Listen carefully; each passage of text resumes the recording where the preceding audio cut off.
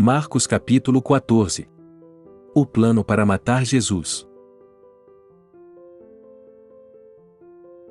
Faltavam apenas 2 dias para a Páscoa e para a festa dos pães sem fermento, e tanto os líderes dos sacerdotes como os professores da lei procuravam um meio de prender Jesus à traição e matá-lo. Eles diziam: "Não vamos fazer isso durante a festa, para que não haja tumulto entre o povo." Uma mulher honra Jesus em Betânia. Jesus estava na cidade de Betânia, à mesa na casa de Simão, o leproso, quando chegou uma mulher. Ela entrou com um frasco de alabastro cheio de um perfume muito caro feito de nardo puro. Quebrou o frasco e derramou o perfume sobre a cabeça de Jesus. Algumas das pessoas que estavam presentes ficaram indignadas e diziam umas para as outras: "Que desperdício! Por que ela fez isso? Esse perfume poderia ter sido vendido por mais de moedas de prata e o dinheiro distribuído entre os pobres." E começaram a criticá-la severamente. Mas Jesus lhes disse: "Deixem-na em paz. Por que vocês a estão incomodando? Ela me fez uma coisa boa. Os pobres estarão sempre com vocês e poderão ajudá-los quando quiserem. Eu, no entanto, não estarei sempre com vocês. Ela fez o que pôde, derramou perfume sobre o meu corpo antes do tempo e assim o preparou para o enterro. Digo a verdade a vocês, em todos os lugares do mundo onde as boas novas forem proclamadas, o que ela acabou de fazer será contado em memória dela." Judas concorda em ajudar os inimigos de Jesus. Judas Iscariotes, um dos 12 discípulos, foi falar com os líderes dos sacerdotes a fim de trair Jesus. Quando ouviram isto, eles ficaram muito felizes e prometeram lhe dar dinheiro. Assim, Judas começou a procurar uma boa oportunidade para trair a Jesus. Os preparativos para a Páscoa. No primeiro dia da festa dos pães sem fermento, quando o cordeiro da Páscoa era sacrificado, os seus discípulos lhe perguntaram: "Onde quer que nós preparemos o jantar da Páscoa?" Jesus, então, chamando 2 de seus discípulos, disse-lhes: "Vão até a cidade. Lá, um homem que estará carregando um jarro de água se encontrará com vocês. Sigam-no e digam isto ao dono da casa onde ele entrar: o mestre pergunta: onde fica a sala na qual eu e meus discípulos poderemos comer o jantar da Páscoa? Ele lhes mostrará uma sala grande, toda mobiliada e pronta, no andar de cima da casa. Façam ali os preparativos para nós." Os discípulos partiram e foram para a cidade e, encontrando tudo exatamente como Jesus lhes tinha dito, prepararam o jantar da Páscoa. Jesus fala sobre o seu traidor. Quando anoiteceu, Jesus e os seus 12 discípulos foram até lá e, enquanto estavam à mesa jantando, lhes disse: "Digo a verdade a vocês, um de vocês, que come comigo, me trairá." E eles começaram a ficar tristes e a dizer-lhe, um após o outro: "Por acaso sou eu?" Mas Jesus lhes disse: "É um dos 12, um que molha o pão no prato comigo. O Filho do Homem vai partir, assim como está escrito a respeito dele. Mas ai daquele por quem o Filho do Homem será traído. Seria melhor que ele nunca tivesse nascido." A ceia do Senhor. Enquanto estavam comendo, Jesus pegou o pão e deu graças a Deus. Depois, partindo-o, o deu a seus discípulos, dizendo: "Tomem, e isto é o meu corpo." Em seguida, Jesus pegou o cálice, deu graças a Deus e o passou aos discípulos e todos beberam dele. Então Jesus lhes disse: "Isto é o meu sangue, o sangue que sela a aliança entre Deus e seu povo, derramado em favor de muitos. Digo a verdade a vocês, eu nunca mais beberei vinho até o dia em que beber do vinho novo no reino de Deus." Em seguida cantaram um hino e foram todos para o Monte das Oliveiras. Jesus diz que os seus discípulos vão abandoná-lo. Jesus disse a todos: "Vocês pararão de crer em mim, pois as Escrituras dizem: eu matarei o pastor, e as ovelhas fugirão. Mas, depois que eu ressuscitar, irei adiante de vocês para Galiléia." Pedro, porém, lhe disse: "Mesmo que todos abandonem a fé, eu nunca a abandonarei." Então Jesus lhe disse: "Digo-lhe a verdade, hoje, nesta mesma noite, antes mesmo que o galo cante pela 2ª vez, você negará 3 vezes que me conhece." Pedro, entretanto, insistiu, dizendo: eu nunca negarei que o conheço, nem mesmo que eu tenha que morrer com o Senhor. E todos os outros disseram a mesma coisa. Jesus ora sozinho. Depois, todos foram para um lugar chamado Getsêmani. Jesus disse aos seus discípulos: sentem-se aqui enquanto eu oro.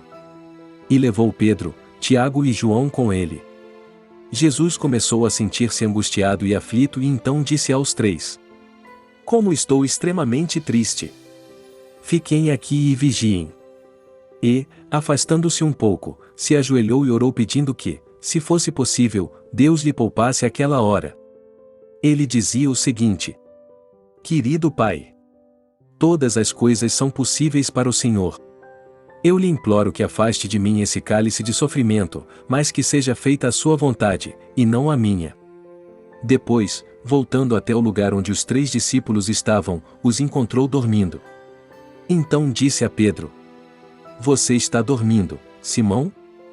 Será que não pôde vigiar nem mesmo por 1 hora? Vigiem e orem, para que vocês não caiam em tentação. O espírito está pronto, mas o corpo é fraco.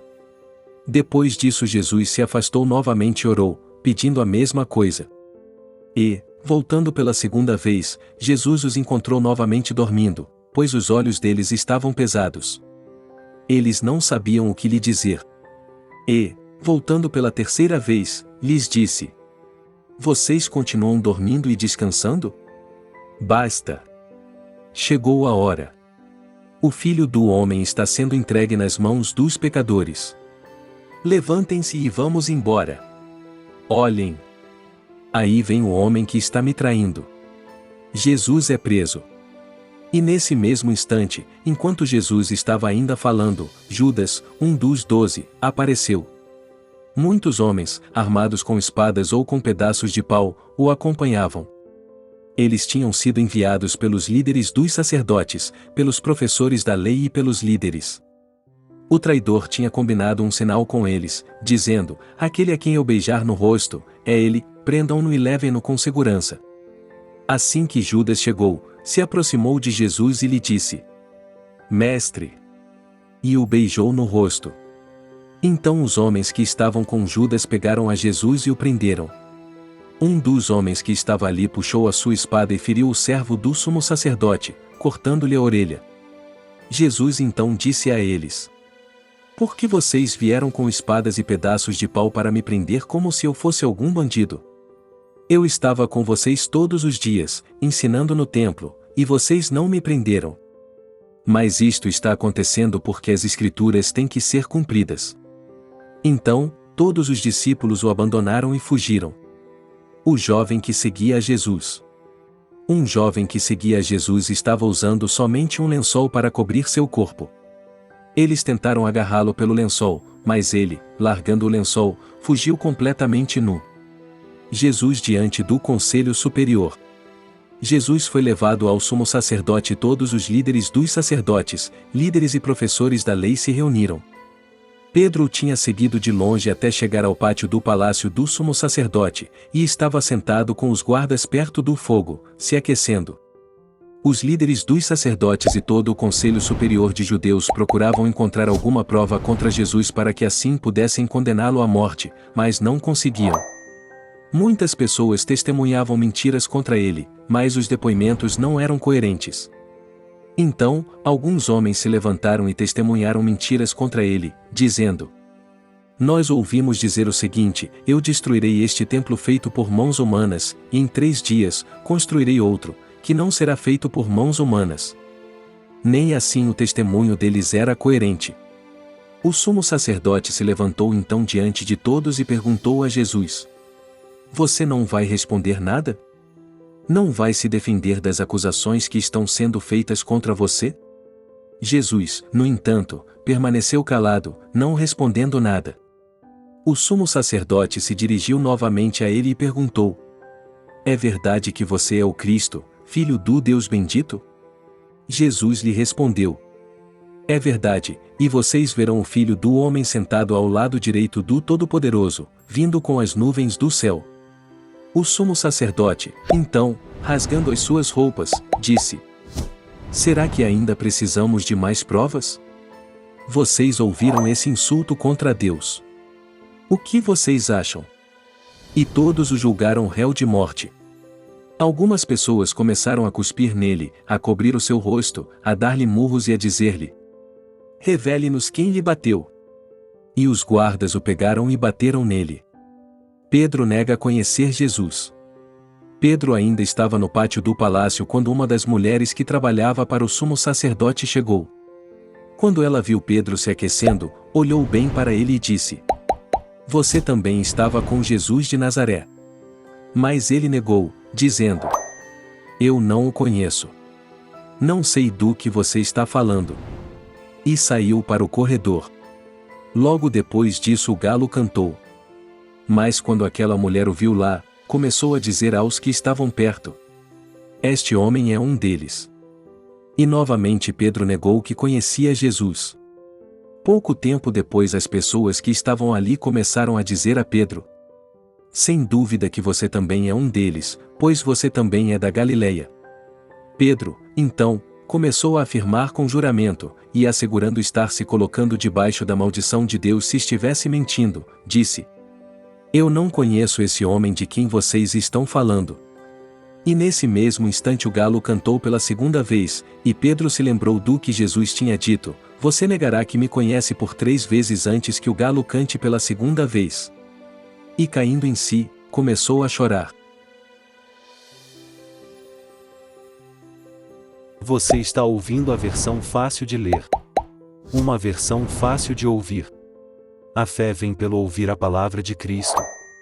Vamos ler a Bíblia juntos e crescer na fé.